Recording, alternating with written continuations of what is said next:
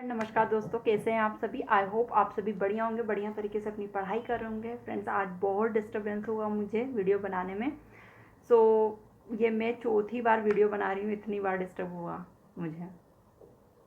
Friends, चलो फालतू की बातें नहीं करते, हम स्टार्ट करते हैं। ये इतिहास का सेकंड लेक्चर है। इसमें हम बात करेंगे जितने भी इतिहास के स्रोत हमें मिले हैं, जैसे कि धर्म ग्रंथ वगैरह, जिनसे हमें इतिहास के बारे में जानने को मिल रहा है, वे उन स्रोतों के बारे में हम चर्चा कर लेते हैं फ्रेंड्स, है ना। उनसे भी क्वेश्चन पूछे जाते हैं, काफ़ी इंपॉर्टेंट है वो भी टॉपिक। तो हम चर्चा कर लेते हैं किन किन के बारे में, धर्म ग्रंथों के बारे में कौन कौन से स्रोत है, पहले ये देख लेते हैं हम। तो कौन कौन से स्रोत हैं? धर्म ग्रंथ हैं, ऐतिहासिक स्रोत प्राप्त होते हैं, पुरातात्विक साक्ष्य मिलते हैं हमें, विदेशों का विवरण मिलता है हमें, उत्खनन से जानकारी मिलती है इतिहास के बारे में, इतिहास के स्रोतों के बारे में। ठीक है, तो यदि हम धर्म ग्रंथों की बात करें, सबसे पहले आज का जो वीडियो है हम धर्म ग्रंथ जो है उनके बारे में चर्चा करेंगे। तो धर्म ग्रंथों की यदि हम बात करें फ्रेंड्स, धर्म ग्रंथ के अंतर्गत हमने क्या क्या रखा है? तो हमने वेदों को रखा है, पुराणों को रखा है, उपनिषदों को रखा है, वेदांगों को रखा है। ये सभी क्या कहलाते हैं? धर्म ग्रंथ कहलाते हैं। मतलब इनसे प्राप्त जानकारी यदि हमें प्राप्त होगी इतिहास के बारे में, तो हम क्या बोलेंगे, कहाँ से मिली ये जानकारी? तो हमें धर्म ग्रंथों से मिली है। अब धर्म ग्रंथों में जो हमने वेदों को रखा है, तो हम वेदों के बारे में डिस्कस कर लेते हैं। काफ़ी इंपॉर्टेंट है वेद, और इनसे क्वेश्चन आते हैं। तो वेदों की संख्या, वेदों के संकलनकर्ता की बात करते हैं सबसे पहले। तो वेदों के संकलनकर्ता कौन है? कृष्ण द्वैपायन वेदव्यास। कृष्ण द्वैपायन वेदव्यास को वेदों के संकलनकर्ता कहा जाता है। अब वेदों की यदि मैं बात करूं कितनी संख्या है इनकी, तो वेदों की संख्या 4 है। 4 वेद हैं। कौन कौन से वेद हैं आप जानते ही होंगे बहुत सारे लोग, लेकिन फिर भी मैं बता देती हूँ। ऋग्वेद, यजुर्वेद, सामवेद, अथर्ववेद। कितने वेद हैं? 4 वेद हैं। ऋग्वेद, यजुर्वेद, सामवेद और अथर्ववेद। अब हम ऋग्वेद की बात कर लेते हैं। तो ऋग्वेद को यदि हम जब खोल के देखते हैं फ्रेंड्स, इस बुक को हम जब खोल के देखते हैं, ऋग्वेद को जब हम खोल कर देखते हैं, वैसे हिंदू धर्म में वेदों को ईश्वर तुलनीय माना है, उनकी पूजा की जाती है फ्रेंड्स, है ना। ईश्वर तुलनीय माना गया। तो हम ऋग्वेद की बात करते हैं। जब हम ऋग्वेद को खोलते हैं तो देखते हैं उसके अंदर क्या मिलता है हमें। तो उसके अंदर हमें 10 मंडल, 1028 सूक्तियाँ और 10,462 ऋचाएँ मिलती हैं। ठीक है फ्रेंड्स, तो मंडल से आप क्या समझते हैं? कोई सी भी बुक जब हम खोलते हैं तो उसमें हम जो लेसन्स देखते हैं, जो पाठ देखते हैं, उन्हें मंडल के इक्वल समझिए। तो जैसे ही हम ऋग्वेद को खोलते हैं तो हमें क्या दिखते हैं? सबसे पहले वर्णित उसके 10 मंडल दिखते हैं। अब 10 मंडल के अंतर्गत क्या क्या चीज़ें आती हैं? तो 10 मंडल के अंतर्गत 1028 सूक्तियाँ आती हैं और 10,462 ऋचाएँ आती हैं। सूक्तियाँ फ्रेंड्स, आपने संस्कृत पढ़ी होगी स्कूल टाइम पे, सुभाषितानी वगैरह पढ़ा होगा। उसमें कुछ वाक्य लिखे हुए रहते हैं, उन्हें सूक्तियाँ कहा जाता है। फॉर एग्जाम्पल हम देख लेते हैं, जैसे नारी सर्वत्र पूज्यन्ते, ये एक वाक्य है। ये क्या कहलाया है? संस्कृत में लिखा गया है, इसे सूक्ति कहा जाता है इस वाक्य को। ठीक है, तो ऐसी सूक्तियाँ कितनी है ऋग्वेद में? 1028 सूक्तियाँ हैं। और यदि हम ऋचाओं की बात करें तो ऋचाएँ क्या है? तो ऋचाएँ हैं आपकी मंत्र। मंत्रों को क्या कहा जाता है? ऋचाएँ कहा जाता है। इनकी संख्या कितनी है? तो इनकी संख्या है 10,462 ऋचाएँ हैं ऋग्वेद के अंदर। अब हम मंडल की यदि चर्चा करें तो मंडल काफ़ी इंपॉर्टेंट है। 1 से 10 तक मंडल है। इसमें जो पहला मंडल है और 10वां मंडल है, ये नवीन मंडल है। मतलब कि ऋग्वेद में इन मंडलों को बाद में ऐड किया गया है। तो पुराने मंडल कौन से हो जाएंगे फ्रेंड्स? तो दूसरा, ऋग्वेद का दूसरा मंडल और 9वां मंडल अभी क्रम के अनुसार वो क्या हो जाएगा? वो हो जाएंगे हमारे प्राचीन मंडल हो जाएंगे ऋग्वेद के प्राचीन मंडल दूसरा और 9वां। और ऋग्वेद का यदि नवीन मंडल की बात की जाए, सॉरी फ्रेंड, यदि ऋग्वेद की नवीन मंडल की बात की जाए तो पहला और 10वां मंडल ऋग्वेद के नवीन मंडल हो जाएंगे।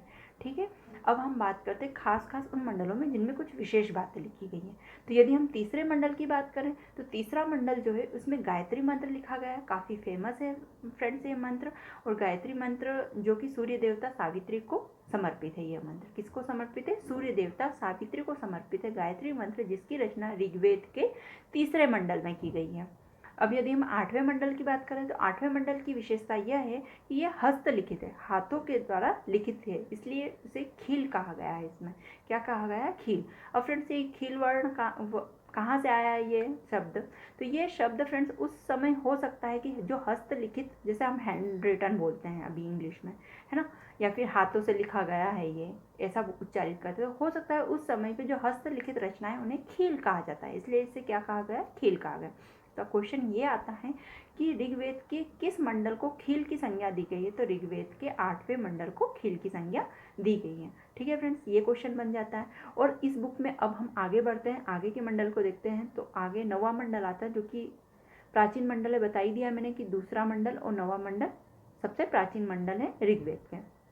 अब 10वें मंडल पे आते हैं हम। तो 10वें मंडल को जब हम खोल के देखते हैं तो उसमें हम क्या देखते हैं, उसके अंदर हम देखते हैं वर्णों का विवरण। हमें वर्ण देखने को मिलते हैं। वर्ण क्या है फ्रेंड्स, तो वर्ण कुछ कैटेगरीज हैं जिसमें मानवों को रखा गया है अपने कर्म के आधार पर।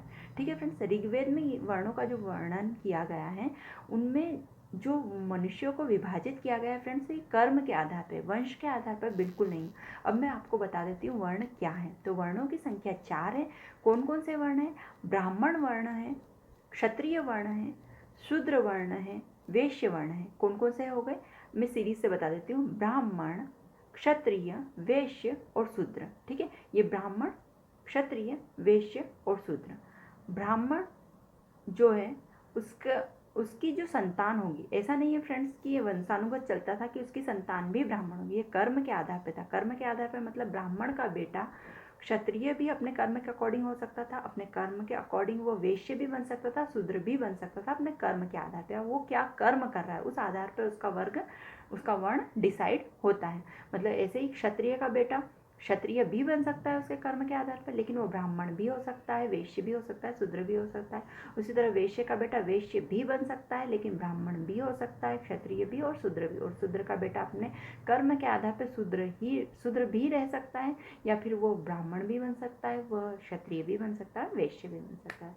तो इस तरह वर्णों का विवरण हमें 10वें मंडल में मिलता है ऋग्वेद के। काफ़ी इंपॉर्टेंट है ये पॉइंट फ्रेंड्स।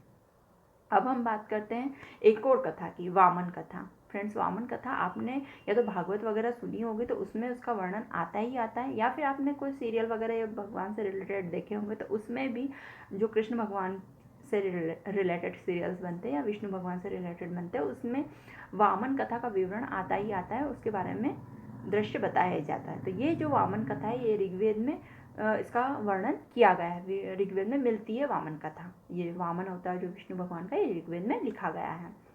तो ये हो गई फ्रेंड्स आपके ऋग्वेद के बारे में चर्चा। अब हम देख लेते हैं यजुर्वेद के बारे में। तो यजुर्वेद क्या है, गद्य एवं पद्य दोनों में लिखा गया है यजुर्वेद। इसके अंदर हमें क्या मिलता है, तो इसके अंदर हमें यज्ञ में जो उच्चारित किए जाते हैं मंत्र, उनकी रचनाएं मिलती है। साथ ही साथ जो बलि दी जाती है उस समय पे जो नियमों का पालन किया जाता है वे नियमों की श्रृंखला लिखी गई है, और साथ ही साथ उस समय पे उच्चारित मंत्र भी लिखे गए हैं।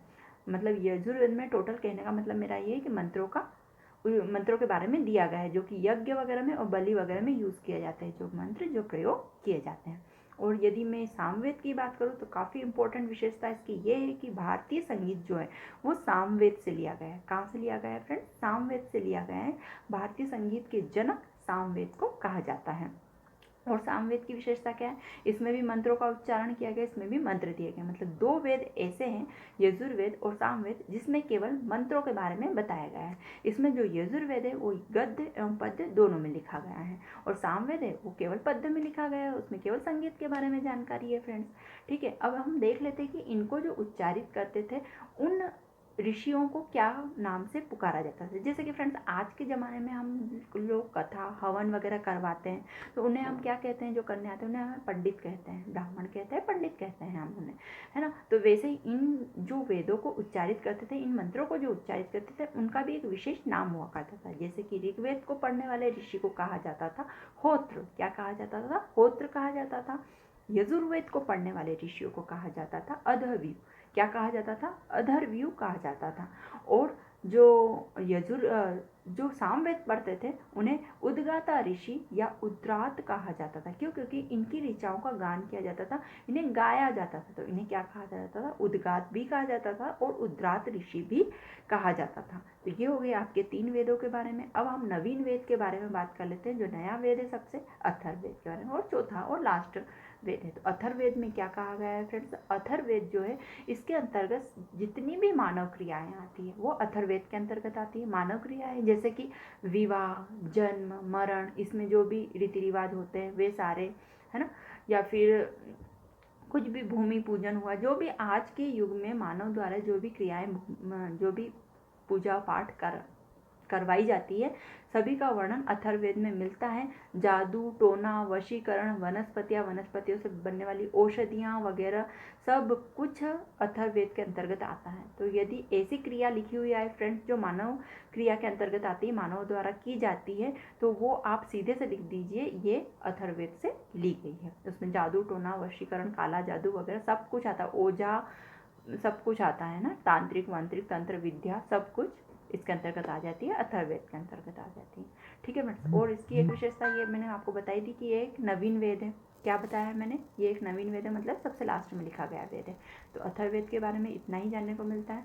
और फ्रेंड्स यदि हम उपनिषद की बात करें तो ये भी वेदों के ही अंग है, मतलब वेदों को समझने के लिए ये चीज़ें बनाई गई थी, पुराण, वेदांग और उपनिषद वगैरह। तो उपनिषद शब्द का अर्थ होता है समीप बैठना। इसका ये सीधे सीधे यही क्वेश्चन पूछा जाता है इससे रिलेटेड कि उपनिषद क्या है। तो उपनिषद का ये एक वेदों का ही एक अंग है, ये लिख सकते हैं। और इसका मीनिंग क्या होता है उपनिषद का, तो समीप बैठना।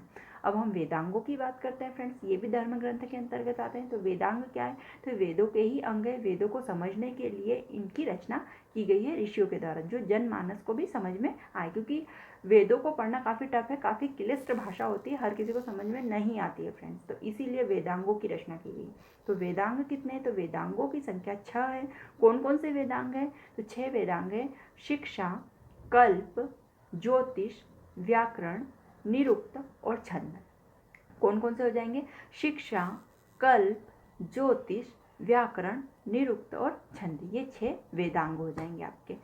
ठीक है फ्रेंड्स, वेदांगों से तो यही क्वेश्चन पूछे जाते हैं कि कितने वेदांग है, तो 6 वेदांग हो जाएंगे। और कौन कौन से, तो आप नाम बता दीजिए जैसे मैंने आपको बताया है अभी। अब हम बात करते हैं पुराणों की। तो पुराणों की संख्या कितनी है फ्रेंड्स, तो पुराणों की संख्या 18 बताई गई है, जिसमें खास खास पुराण कौन कौन से हो जाएंगे आपके, मत्स्य पुराण हो जाएगा, आपका हो जाएगा विष्णु पुराण, वायु पुराण, और मत्स्य, विष्णु, वायु, भागवत पुराण हो जाएगा, ब्राह्मण पुराण हो जाएंगे। ये सभी पुराणों के उदाहरण हैं। पूरे 18 पुराण याद करने की कोई आवश्यकता नहीं फ्रेंड्स, खास खास याद कर लीजिए। मैं बता देती हूँ खास खास क्यों है ये। तो यदि जैसे इसमें क्वेश्चन आता है कि सबसे प्राचीन पुराण कौन सा है, तो आपको सबसे प्राचीन पुराण बताना है कि मत्स्य पुराण को सबसे प्राचीन पुराण कहा गया है। और इसमें किस वंश के राजाओं का वर्णन है, तो इसमें आंध्र सातवाहन वंश के राजाओं का वर्णन मिलता है मत्स्य पुराण में। अब यदि हम बात करें विष्णु पुराण की, तो इसमें मौर्य वंश के राजाओं का वर्णन मिलता है। वायु पुराण की बात करें तो इसमें गुप्त वंश के राजाओं का वर्णन मिलता है। इसलिए ये जो है खास पुराण है, मैंने इनके बारे में आपको बता दिया। पूरे 18 पुराण याद करने की कोई आवश्यकता नहीं है। सो फ्रेंड्स, धर्म ग्रंथ के बारे में मैंने आपको बता ही दिया, लगभग सब कुछ जानकारी दे दी है जो एग्जाम के दृष्टिकोण से महत्वपूर्ण है। आई होप आपको अच्छे से वीडियो समझ में आया होगा, ये काफ़ी महत्वपूर्ण है। फ्रेंड्स, मैं ये वीडियो ऐसे लेक्चर की वाइज बना रही हूँ। इससे हेल्प आपको ये होगी फ्रेंड्स कि मैं आपको साइड में उसका वर्णन भी लिख दूँगी, ताकि आप उसे नोट्स के रूप में लिख भी सकें और इसे समझ में भी आ जाए। फ्रेंड्स, इससे क्या होगा, हम ज़्यादा से ज़्यादा चीज़ें नोटिस कर पाएंगे, लिख पाएंगे, पढ़ पाएंगे ज़्यादा से ज़्यादा चीज़ें। इसलिए मैं आपको ऐसे लेक्चर डिलीवर कर रही हूँ। लेकिन अगर आपको वाइट बोर्ड पे मुझसे पढ़ना है तो आप मुझे कमेंट बॉक्स में कमेंट करके ये चीज़ भी बता सकते हैं, है ना। और यदि कोई भी क्वेरीज वगैरह हो इससे संबंधित, आप मुझे कमेंट बॉक्स में कमेंट करके बताइए। वीडियो को लाइक कीजिए और प्लीज़ फ्रेंड चैनल को सब्सक्राइब कीजिए, ताकि मैं जल्दी से जल्दी अच्छे से अच्छे वीडियो आप लोगों के लिए बनाकर दे आऊँ। सो फ्रेंड्स, वीडियो देखने के लिए धन्यवाद। अपनी सेहत का और खुद का बहुत बहुत बहुत ध्यान रखिएगा। Bye bye.